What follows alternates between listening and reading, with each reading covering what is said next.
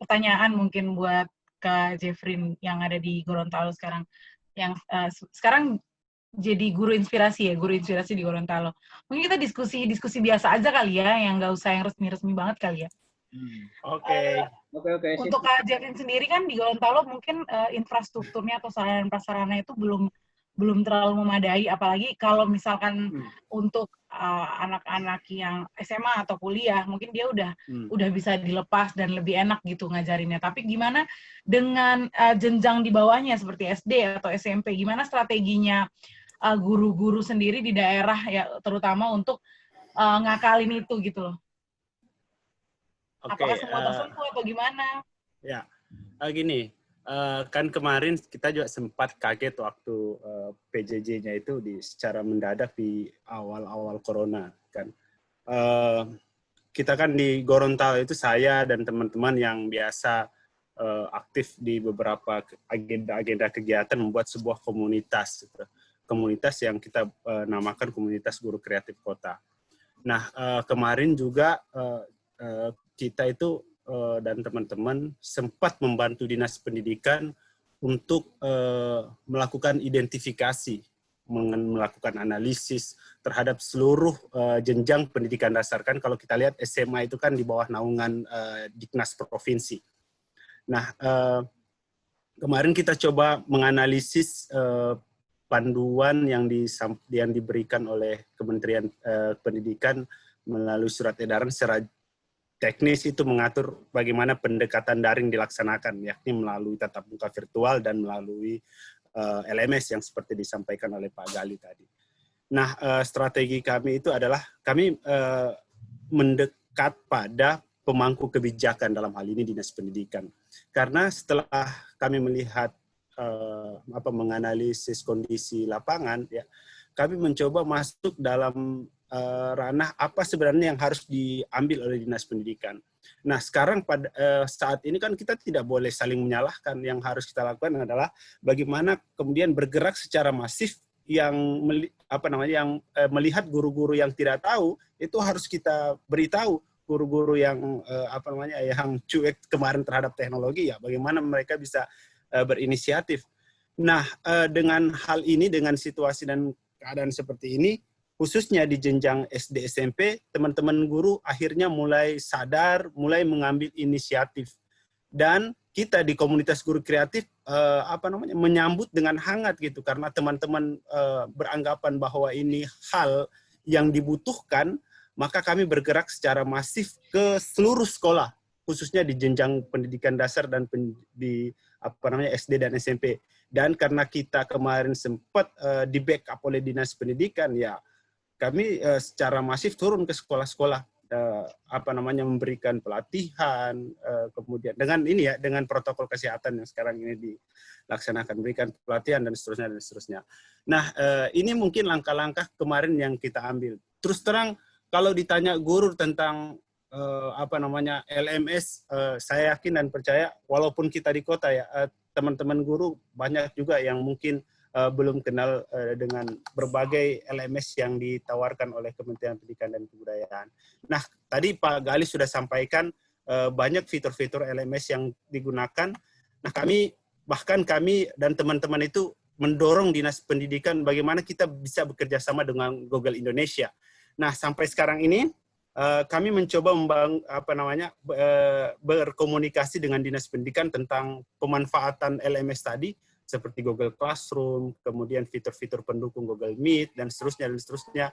Nah, alhamdulillah ini disambut baik oleh Dinas Pendidikan, dan kemarin kalau tidak salah saya mendengar bahwa Dinas Pendidikan Kota Gorontalo telah membangun kerjasama dengan PT Dugi Google Indonesia yang akan memberikan akun Google Suite for Education. Kalau kita lihat kan tadi penjelasannya Pak Gali, Google Suite for Education itu kan unlimited, ya, drive-nya juga unlimited, sehingga ini sangat baik untuk digunakan dalam pelaksanaan pelajaran LMS. Nah, anak-anak sendiri sih, kalau saya dan teman-teman berdiskusi bagaimana kondisi anak-anak ketika ketemu dengan LMS, saya yakin dan percaya justru anak-anak lebih responsif dengan pembelajaran daring.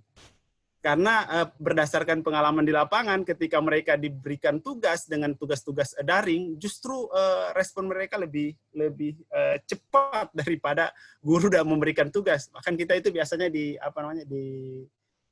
sekolah, gitu, pembelajaran daring, mereka justru minta tugasnya lebih cepat dari gurunya memberikan tugas. Nah, mungkin ini dan makna dari situasi dan kondisi saat ini adalah dulu guru-guru yang cuek terhadap perkembangan teknologi, akhirnya mereka berinisiatif untuk mengembangkan pola pembelajaran daring dan mengenal berbagai teknologi yang membantu mereka bisa melaksanakan proses belajar mengajar secara dalam pembelajaran jarak jauh. Nah, saya kira itu Mbak Nurul. Baik, terima kasih Kak Jeffrey. Lia aja lo panggilnya. Oh iya, Lia. Oke, tadi kalau misalkan dibilang malah lebih responsif, tugasnya lebih cepat dikerjakan, pertanyaannya adalah jangan-jangan orang tua hanya yang ngerjain, karena sekarang sibuk kan. Orang tua lebih banyak anak, lebih sibuk ternyata dia work from home daripada guru-gurunya. Guru-gurunya ngasih tugas di grup chat aja. Kandaroni. Dia sudah ada Kandaroni. Baik. Mungkin kita langsung aja ke Pak Roni Korompot untuk sharing statement lah. Karena kita belum closing juga, belum opening juga udah lama ya. Jadi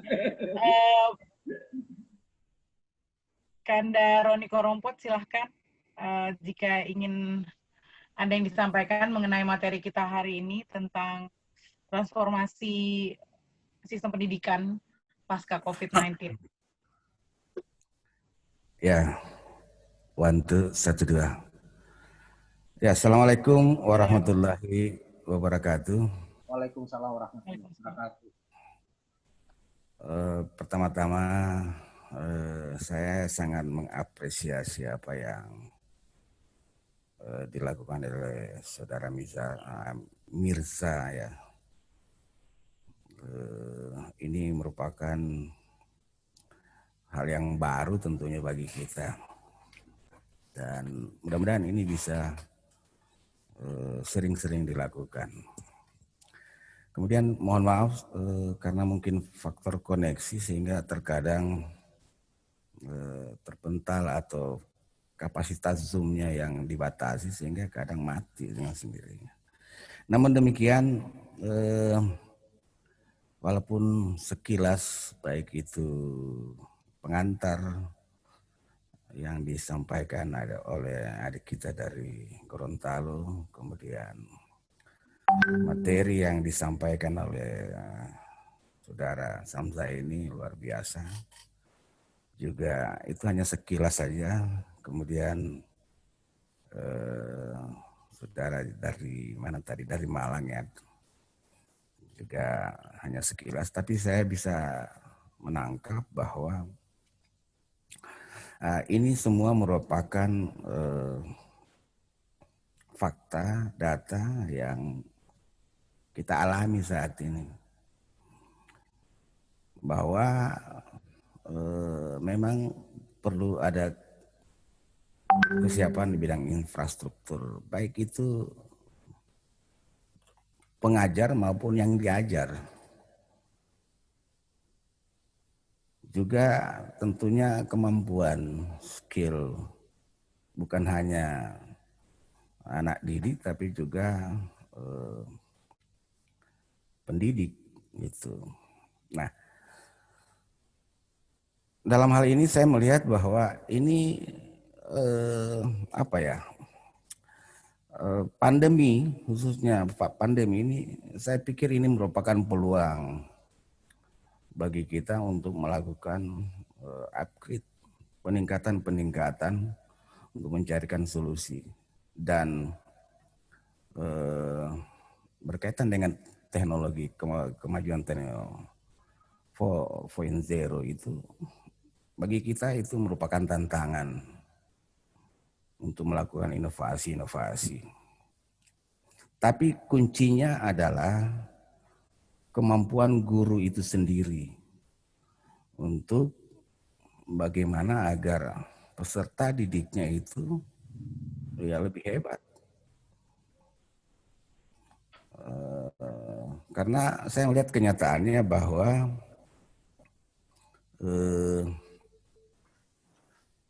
khususnya peserta didik ya, karena ini lebih kepada pendidikan, itu dalam hal higher order thinking skill itu masih lemah. Olehnya ini merupakan tantangan bagi pendidik itu sendiri. Nah, pertanyaan selanjutnya adalah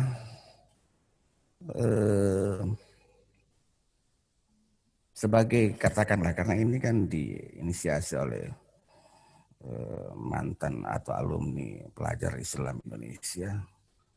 Nah, apa peran katakanlah keluarga besar PI dalam menjawab tantangan ini?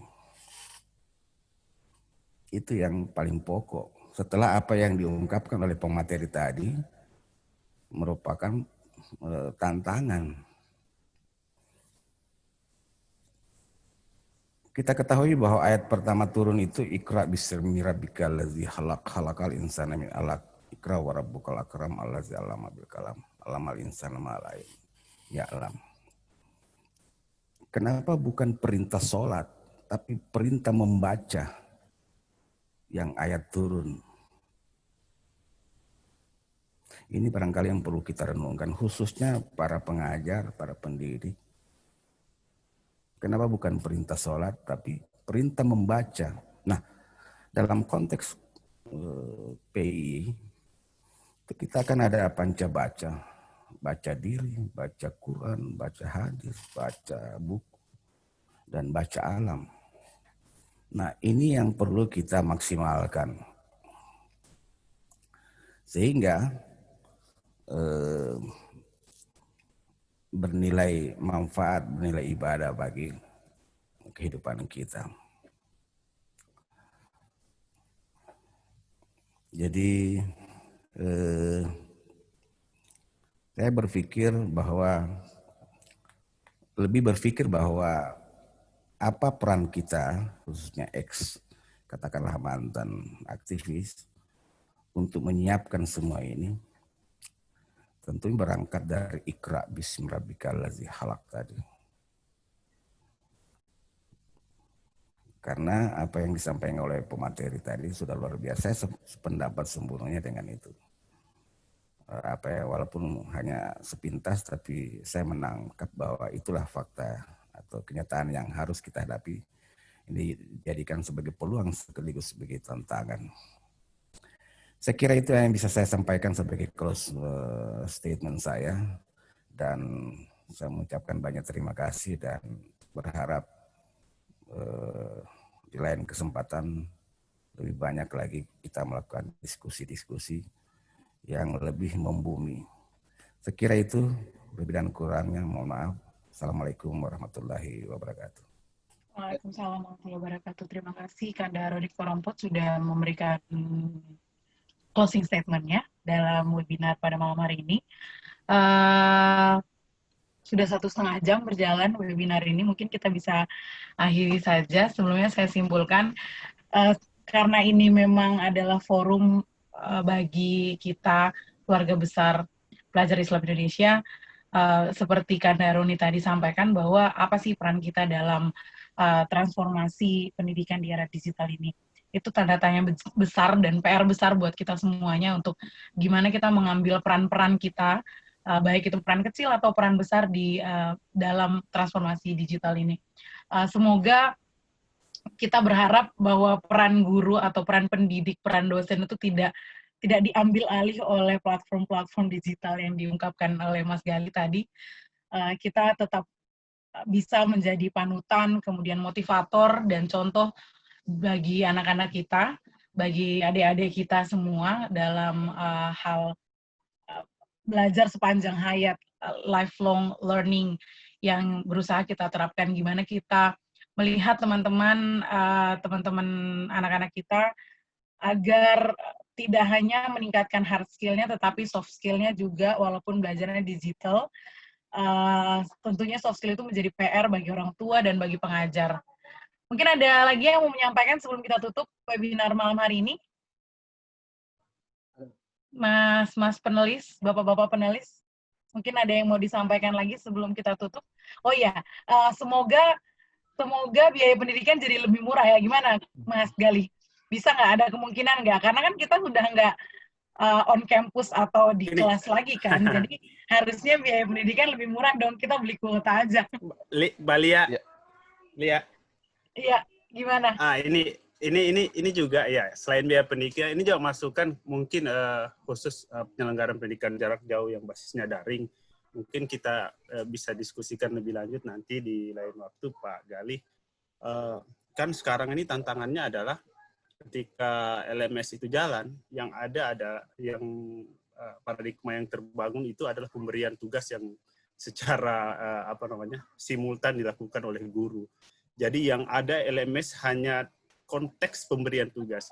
Kita berpikir ke depan mungkin jadi tema menarik bagaimana LMS itu bisa menjadi cyber pedagogi yang nantinya membelajarkan dalam LMS itu seperti learning adventure gitu, berpetualang dalam LMS. Mungkin ini ke depannya kita akan diskusikan bagaimana pembelajaran lebih menarik tapi dikemas dengan LMS yang menarik. Saya kira itu mungkin Mbak Lia nanti perlu kita diskusikan dengan Mas Gali. Baik. Saya kira itu. Baik, terima kasih. Saya terakhir. Silakan, Mas Gali. Biar bisa ada keberlanjutan juga.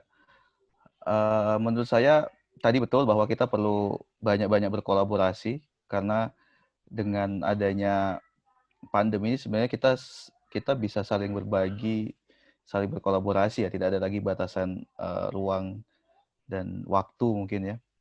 Maka ini sangat menarik, kita bisa terus keep in touch supaya bisa melanjutkan ya ide-ide kita. Dan tadi terkait dengan pembiayaan, ya saya sepakat bahwa harusnya biaya pendidikan di masa ke depan itu semakin murah ya, karena memang kita bisa memanfaatkan berbagai platform ya, menurut saya seperti itu. Tetapi tentunya ini perlu kajian-kajian ya, yang mendalam supaya memang pemanfaatan teknologi itu tidak kemudian tadi menggerus peran guru secara universal. Terakhir mungkin silahkan bagi teman-teman, mungkin Bapak Jeffrey, Mbak Lia, kemudian Saudara Mirza, kalau mau berkolaborasi, saya sangat terbuka untuk itu. Dan mungkin kalau ada pelatihan-pelatihan kita bisa bekerja sama supaya nanti kita bisa sharing lah lebih jauh. Mungkin itu, terima kasih. Mohon maaf kalau selama penyampaian ada kekurangan. Baik, terima kasih Mas Gali. Baik, nanti ini sambutan juga ya, biar bisa nanti kita bisa kolaborasi tentang strategi-strategi yang bisa kita gunakan dalam pembelajaran di proses pembelajaran di era digital ini. Baik, mungkin hadirin sekalian, para panelis, terima kasih atas materinya malam hari ini. Mungkin terakhir kita foto bersama dulu kali ya, hidupkan semua kameranya. Ya, gimana? Oke. Kak Firza aja loh yang foto. Kita foto bersama buat, kan biasanya kalau seminar-seminar itu kan ada foto bersama di akhir, kita juga harus foto bersama walaupun print screen. Foto screen kayak gini. Saya belum ahli tuh pakai. Oke, saya capturein ya. Oke. 1, 2, 3. Kayak bebas. Oke, udah. Kelihatan pula ya kan. Terima kasih. Kadang-kadang semoga kita bisa bertemu secara klasikal, secara tatap muka, di mana di Toli-Toli kah nanti, di Palu, kapan-kapan, insya Allah. Umur panjang semua. Terima kasih Pak Roni Korompo, terima kasih Kak Mirza, terima kasih Kak Jeffrey. Mas Gali juga, thank you. Sharingnya malam ini. Saya akhiri, billahi taufiq wal hidayah. Wassalamualaikum warahmatullahi wabarakatuh. Waalaikumsalam warahmatullahi wabarakatuh. Insya Allah ke depan nanti dibuat berlanjut ya. Oke. Mirsa sementara berlangsung ini kalau nggak salah kongresnya PB Perpit ya, Mir? Kalau itu saya kurang tahu itu. Kalau iya. Kalau itu kurang tahu. Jadi alhamdulillah ini kita bisa silaturahmi. Ternyata orang-orang PI sudah sukses semua ini. Ini berkah ini pandemi. Saya insya Allah. Amin. Selagi masih ada waktu dan kesempatan, saya buat terus itu diskusi. Iya. Oke. Thank you, Mir. Ya, jadi Bapak Zefrin juga. Makasih Kandaroni. Dengan Kandaroni untuk sukses ya. Ya. Oke, begitu saya barangkali ya. Nanti kita. Ya, oke. Ya. Assalamualaikum. Salam warahmatullahi.